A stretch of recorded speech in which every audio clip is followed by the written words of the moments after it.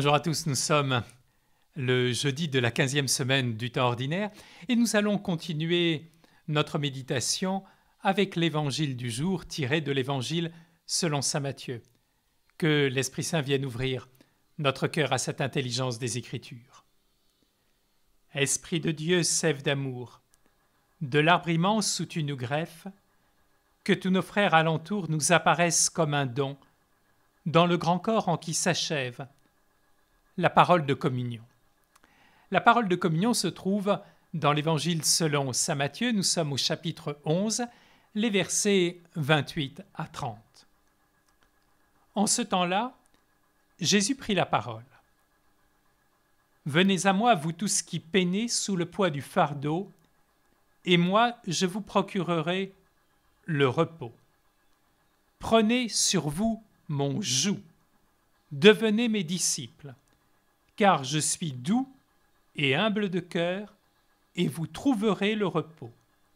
Oui, mon joug est facile à porter, et mon fardeau léger. » Alors, de quoi s'agit-il? Il s'agit donc du fardeau. Ce n'est pas le fardeau de la vie et des difficultés de la vie dont il s'agit ici. L'Évangile selon saint Matthieu, je le répète pratiquement chaque jour, est là pour nous enseigner que Jésus est venu accomplir la loi et les prophètes. Le fardeau dont il s'agit, c'est celui de la loi, une loi qui a 613 commandements. Cette loi a été donnée juste au désert pendant le temps de l'Exode. Le temps du désert, c'est le temps de l'apprentissage de la liberté. Et cette loi qui a été donnée au désert est une loi qui est une loi de liberté. Cependant, cette loi de liberté est devenue un véritable fardeau et Jésus le montre clairement lorsqu'il s'oppose aux pharisiens. C'est une grande question théologique que va aborder l'apôtre saint Paul dans l'Épître aux Romains. Comment se fait-il que cette loi qui est une loi de liberté soit devenue un fardeau? Pourquoi faut-il que Jésus vienne maintenant l'accomplir? Et saint Paul le dira très clairement, cela ne vient pas de la loi qui est profondément bonne et qui le demeure, mais cela vient du cœur de l'homme qui n'est pas capable d'accueillir cette loi. Jésus ainsi donc ne vient pas pour abolir la loi, il vient transformer les cœurs. Et c'est précisément ce que nous entendons que lorsque nous entendons l'Évangile. Car effectivement, dans l'Évangile, Jésus a commencé par proclamer les exigences de l'Évangile à travers le discours qui est le discours sur la montagne. Puis, nous l'avons entendu encore cette semaine, il faut porter sa croix, il faut marcher à sa suite, il faut savoir renoncer à la famille du sang pour adhérer à la famille de l'Église. Il n'y a là aucune facilité. Et du reste, Jésus ne parle pas de facilité parce qu'il parle lui-même d'un joug. Cependant, ce joug maintenant n'est plus difficile à porter, il est facile à porter parce que Jésus est doux et humble de cœur. Alors là encore, nous avons parfois du mal à le comprendre. Et ces paroles peut-être nous étonnent, parce que lorsque nous relisons l'Évangile, Jésus ne nous apparaît pas véritablement comme ce que nous appelons nous-mêmes de la douceur.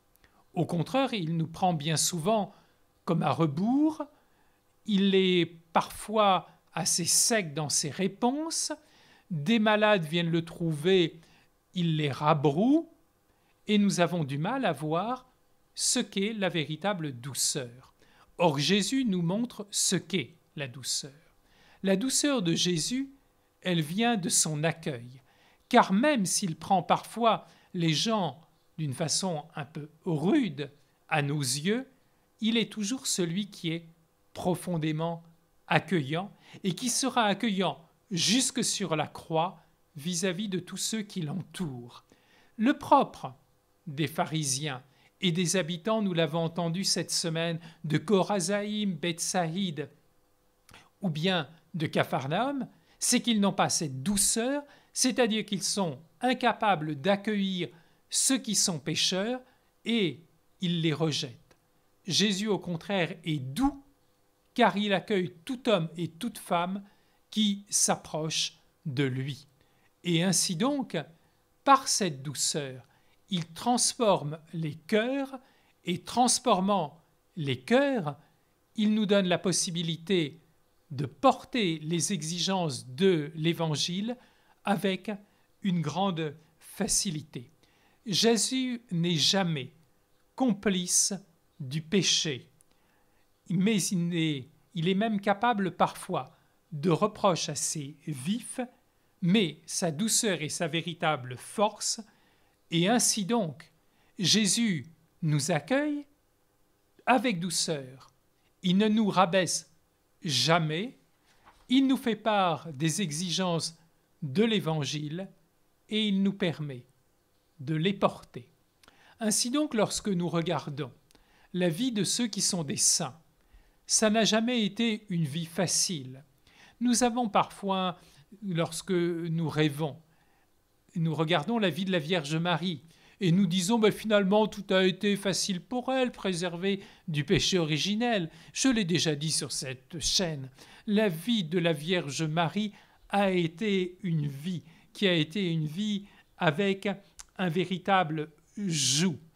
Mais elle a compris la douceur du Christ, elle a été celle qui a été douce et humble de cœur et qui a supporté le fardeau avec joie. Lorsque nous regardons la vie de Saint Joseph, ça n'a pas été une vie facile. Et pour aucun de saints, la vie à la suite de Jésus n'a été une vie qui a été une vie facile. Ils ont été fidèles au commandement de l'Évangile, ils ont su porter leur croix, renoncer à eux-mêmes, mais en comprenant en même temps que Jésus était celui qui ne les rabaisserait jamais, Jésus était celui qui les accueille, Jésus est celui qui leur porte le fardeau et qui les conduit jusqu'au chemin de la sainteté. Aujourd'hui, rappelons-nous, Jésus n'est pas venu abolir la loi, ni les prophètes, ni il est venu accomplir. Les exigences de l'Évangile sont plus fortes que toutes les exigences de l'Ancien Testament. Mais Jésus est celui qui est doux et humble de cœur, il est celui qui nous accueille, qui ne nous rabaisse pas et qui nous permet de porter ce joug en transformant nos cœurs. Acceptons aujourd'hui toute la rigueur et l'exigence de l'Évangile comme un véritable chemin de liberté. Déjà, avec les commandements de la loi, Dieu voulait faire un peuple libre. Avec les commandements de l'Évangile, nous trouvons la véritable liberté des enfants de Dieu. Que Dieu nous donne la joie, et je dis même l'action de grâce pour ces paroles, puissions-nous porter véritablement le joug des exigences de l'Évangile pour être vraiment libres. Bonne journée à tous.